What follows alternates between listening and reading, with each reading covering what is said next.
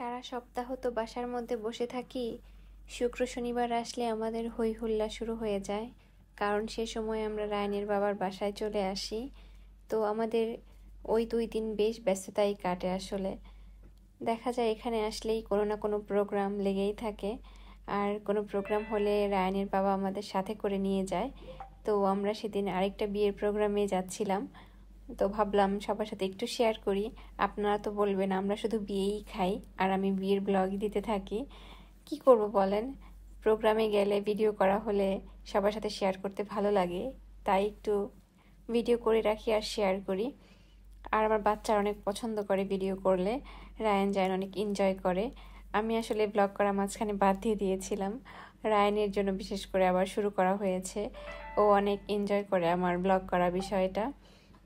এই তো আমরা খাবার টেবিলে বসে টাইম পাস করতেছিলাম, আর রায়ানও দুষ্টামি করতেছিল। জায়ানের মুড আজকে মোটামুটি ভালো ছিল, তো ওর বাবার বাসায় আসলে ওর মুড একটু ভালোই থাকে। আর কথা বলতে বলতে আমাদের খাবারও চলে আসছে। এখানে পোলাও ছিল, চিকেন রোস্ট ছিল, সালাদ ছিল, তারপরে কাবাব ছিল, সাথে একটা সবজি মিক্সড করেছিল, বাট পাস্তা দিয়ে রান্না করেছে। ওইটার নাম আসলে কি বলবো জানি না। রায়ান বলছে মা দেখো পোলাওর সাথে পাস্তা খেতে দিয়েছে। ব্যাপারটা অনেক ইন্টারেস্টিং ছিল। আর এই তো গরুর মাংস রান্না করা ছিল, অনেকগুলা গরুর মাংস নিয়ে আসছে। সেদিন কেন জানি আমি একদমই খেতে পারি নাই। আর বন্দর এলাকায় একটা ইন্টারেস্টিং ব্যাপার দেখলাম, দই প্রিচি করে সার্ভ করে।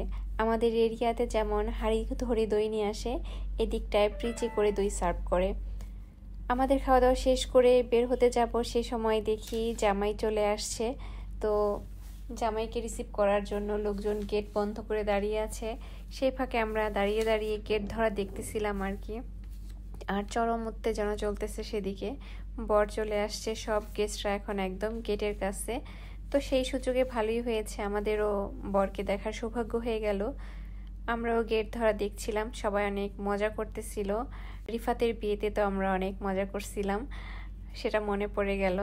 রিফাতের পর রাখির বিয়ে গেল, আর এই যে সবাই তো বরকে নিয়ে ব্যস্ত, কনে বেচারি একা একা বসে আছে, তার কাছে কেউ নাই। তাই আমি ভাবলাম যাই, আমি কনের কাছে গিয়ে 2-1টা ছবি তুলে আসি আর একটু ভিডিও করে আসি। যেইভাবে সেই কাজ, আমিও কনের পাশে গিয়ে বসলাম একটু ভিডিও করার জন্য।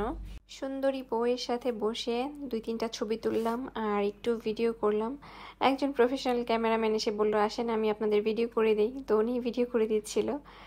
তারপর আমরা বর কনের একটু ভিডিও করলাম, দেন বের হয়ে গেলাম। আমার আজকের ব্লগ এখানেই শেষ করছি। ভালো থাকেন সবাই, আল্লাহ হাফিজ। পরবর্তী কোনো শর্ট ব্লগে আবার দেখা হবে।